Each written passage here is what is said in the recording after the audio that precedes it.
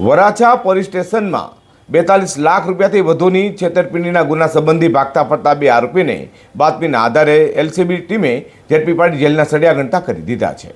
Varachha police સ્ટેશનમાં ₹42,50,000 રૂપિયાની છેતરપિંડીની ફરિયાદ નોંધાઈ હતી। જેમાં લાખાભાઈ કાતરિયા ગોડાદરામાં આવેલા જગ્યા ખરીદી કરવા માંગતા હતા, જેની કિંમત ₹42,50,000 રૂપિયા થાય છે। તે જગ્યાનો બેંક લેણું બાકી હોવા છતાં લાખાભાઈ પાસે આરોપી ભવાન સાદુર જિંજાળા રહેવાસી દ્રષ્ટિ રેસિડેન્સી દેવતગામ તેમજ અભિષેક દીપક આહિર રહેવાસી ટ્વિસ્ટાર એપાર્ટમેન્ટ ગોડાદરા તેઓ આવ્યા હતા અને લાખાભાઈ કાતરિયાને એમ કહ્યું કે જગ્યાએ ટાઇટલ ક્લિયર છે તેમ કહી મકાનનો દસ્તાવેજ કરી આપેલ, પરંતુ બેંકનું લેણું ₹42,50,000 રૂપિયા ભવનભાઈ અને અભિષેકે નહીં ભરી લાખો રૂપિયાની છેતરપિંડી લાખાભાઈ સાથે કરતા તેઓએ છેતરાયા છે તેની જાણ થતાં જ વરાછા પોલીસમાં આ બાબતની ફરિયાદ કરી હતી, જેના આધારે એલસીબી શાખા ઝોન 1માં આ બાબતની તપાસ ધરાતા પોલીસ કર્મચારીએ બાતમીના આધારે બંને છેતરપિંડી કરનાર આરોપીની ધરપકડ કરી વરાછા પોલીસને સોંપતા પોલીસે જેલના સળિયા ઘંટા કરી દીધા છે।